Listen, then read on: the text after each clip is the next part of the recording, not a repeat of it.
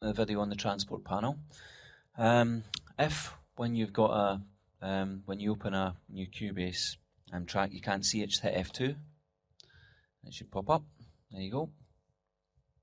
If it doesn't, you can also open it by going to Transport and Transport Panel.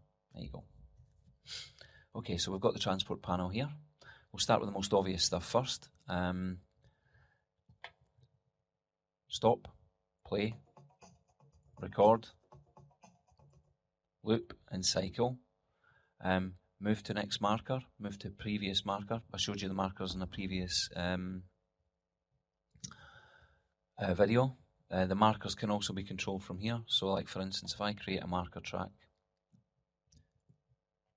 and okay, there we go, and I've drawn in some markers. If I go 1, it will go to marker 1. If I go 4, it will go to marker 4. 2, it will go to marker 2.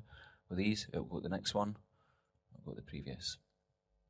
Here we've got 2 time displays. This one is set to bars and beats, but you can change it to anything you like, and same with this one. That one's set to seconds. That's just the way I like it, that's my preference. This section here, I won't go into this. This is to do with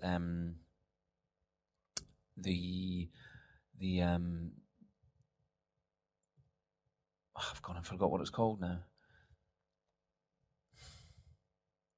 The play order track. This is to do with how you can remix your tracks. I won't explain it at the moment because it's irrelevant for the time being. I'll explain it when I go into the play order later on. Over here we've got main output. Here we've got input channel, so if I had something coming in the input channel you would see that being active. You've got the MIDI out and in activity here. So if I go here, here is the kind of global controls for tempo. Sync internal, sync offline, just leave it to internal, just so it syncs up to Cubase. If you've got something else that's sending timecode, perhaps you would use this. When the tempo word is kind of lit up like that, and that's orange, it means that Cubase will follow the tempo track. Don't worry about that for the time being. I'll go into that in a later video as well. But if you want to set your own tempo, you need to click here. Until that goes white, then you can set whatever tempo you like. You can also change the rhythm feel. 4/4, you can change it to whatever you like. 3/4, whatever. It's up to you. See the bars? The change there. But as we do dance music, generally it's 4/4. Here is where you can turn the metronome off for recording. Sorry, on or off. So I hit record.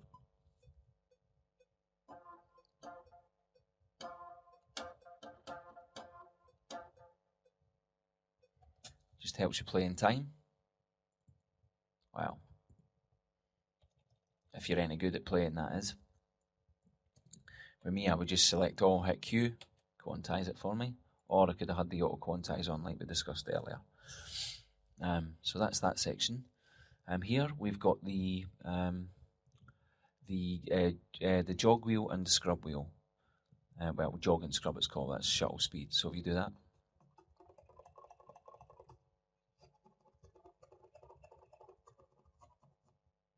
and this you can be even finer. Basically it's for editing audio. Say you want to find the downbeat of a drum loop.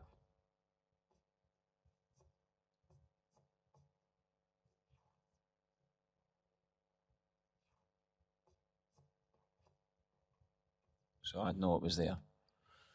It's for editing. I'll go into that in more detail later.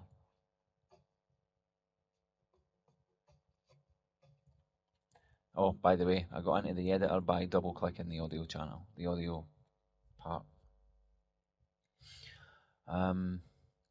Okay, here we have the left and right locator go to section. So if I press L, it will go to the left locator. If I press R, it will go to the right locator. Here we also have punch in and punch out. These are record features which I'll show you later. And this is the kind of some advanced record settings which I'll also show you later. You can merge, replace audio, You can also overwrite, keep last, or stack MIDI recording. And here you've got the CPU and the ASIO usage. So that you can also see that if you hit F12, brings up the VST performance. So at the moment I'm using about 1% in my processor, and there's no issues with RAM. You've also got the basic transport panel here. Your play, stop, record, go to, next, or previous. And that's it really. No, it's not. I'm a liar. You can customize the transport panel now. I'm quite lucky. I've got a 22-inch monitor here, so I can afford to have the transport panel showing me everything. However, I don't, simply because I forgot about them. You can nudge up by bar or come back by bar just to play locator. But I don't like it like this because I don't ever use that. I don't need to see my markers. I don't need to see that unless I'm doing some audio editing. So if you just find a kind of spare grey section, right click, you can come into here and you can turn off what you want, and you can use some of these. So if I just want to see the transport buttons, there we go. That's instantly saving me lots of time, but then again it's there, so why would I have it? So again, if we can go button and time displays. At the moment that's all I need, so I'll just leave it like that. I don't need anything else. Again, it's just save space. But it's up to you. You can also put it to however you like. You can set it up for yourself, so you can have the markers, you can have the master in sync, you can have the arranger, you can do whatever you like. As you can see, sorry, that's putting them into the hidden items. So if I only want to have my the play, the main transport features and the time, what I can do is I can just remove that,